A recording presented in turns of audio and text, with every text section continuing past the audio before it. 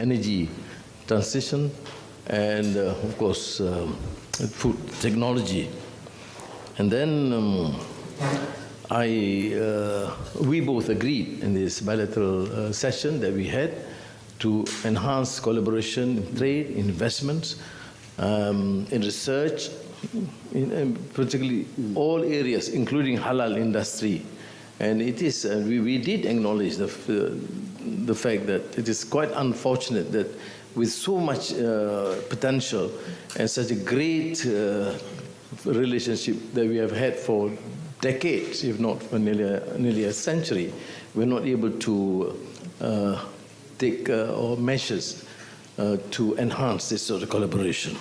So I, therefore, will start having a cabinet meeting tomorrow, and to use his advice and experience, things have to be done fast, and we will certainly take it up. And may I again thank you very much, Prime Minister Luxon, for this visit, and we are fortunate to have you and your delegation, and we look forward to a stronger bond and friendship, both between Malaysia and New Zealand, and also at the personal level. Appreciate it. Thank you so much.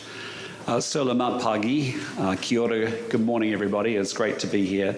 Prime Minister Anwar, can I just say again, thank you very much for the very warm welcome that we've had here to Malaysia.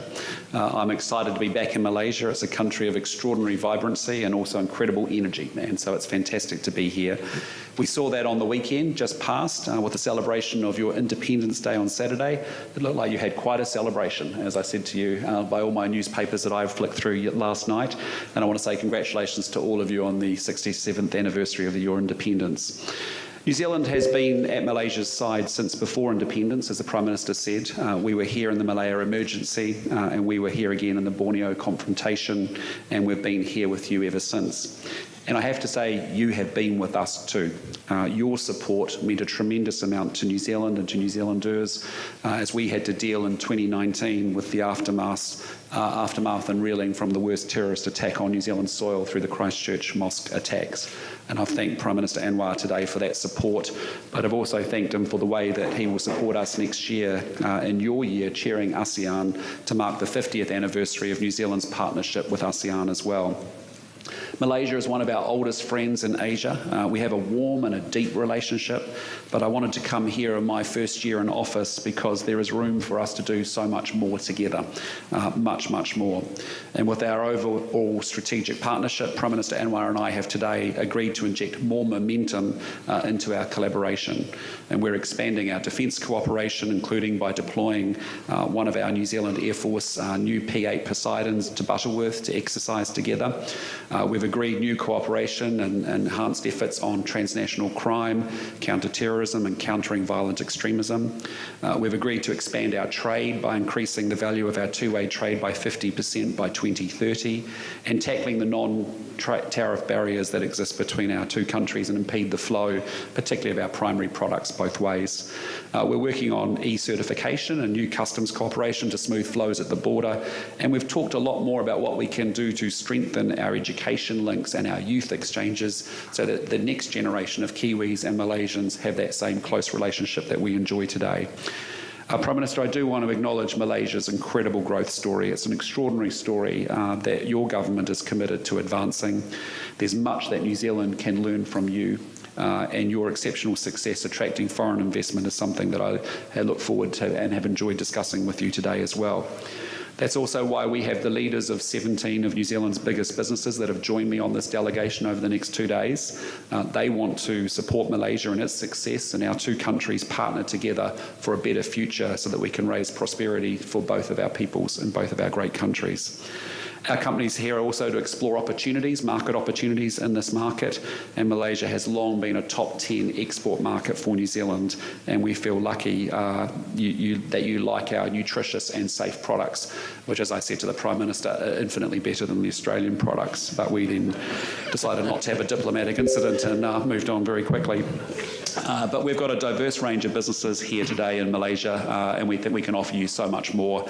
And sectors like tourism and education, where we want to build even greater links between our people, which give us those people-to-people bonds, are so important. So, Prime Minister Anwar, can I just say again, thank you so much for your generosity. Thank you for your personal leadership. Thank you for the friendship. And I look forward to it continuing to deepen and strengthen at a country-to-country level, but also between us at a personal level as well. So again, thank you so much for your time. Appreciate it. Thank you.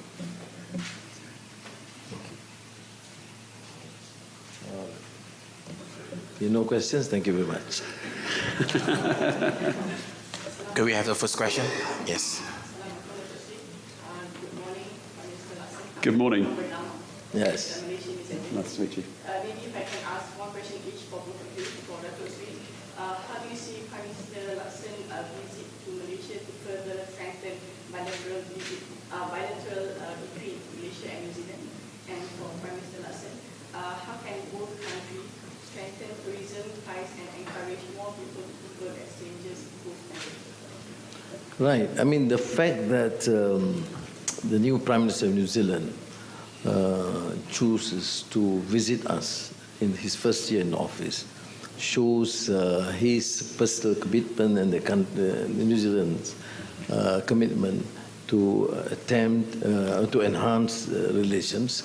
And we discussed this is a comprehensive arrangement in the sense that goes just beyond diplomatic engagement to get us to understand some issues particularly affecting the region. I mean, the South China Sea was raised, an issue of Russian invasion of Ukraine, and our position vis-à-vis the atrocities committed in Gaza.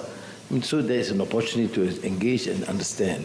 But more important in terms of both bilateral relations is the issue of trade, potential investments, tourism, education. And I think the fact that the Prime Minister himself is here and shows that sort of strong commitment would certainly go well for both countries in terms of enhancing these collaborative efforts and trade and investments. Yeah, and it's a real honour to be here. I'm the first New Zealand Prime Minister to be here since 2015, and the reason is because I love Malaysia. It's a fantastic country. It's got so much potential, and we are so close because we've got these historical ties that go way back over many, many decades. But the Prime Minister and I both want to make sure that the relationship is set up so in the subsequent decades, young Malaysians and young Kiwis are actually building connections with each other so that the relationship in 10 and 20 and 30 years' time is in good heart as well.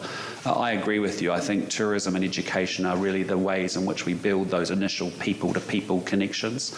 When you go visit a country or when you go study in a country, and we've had many New Zealanders studying in Malaysia, and we've had many Malaysians study in New Zealand over the decades, you get an understanding of each other and your societies and the cultures that are different, but the values that are often very much the same. And that's the opportunity for us to then build out from those people-to-people connections flows of trade and capital and investment. But none of that comes if you don't have those people-to-people connections at the foundation. So, look, there's a lot more that we can be doing on tourism. We talked a lot about what we could do on education. Obviously, you'd be well aware of, the Colombo plan, which was so instrumental, and we had so many great, Malaysians come to New Zealand and study and then come back and build the country. And, I think we've got to think about how we continue to invest in both those education and tourism going forward. Thank you. Can we have the second question? Yeah.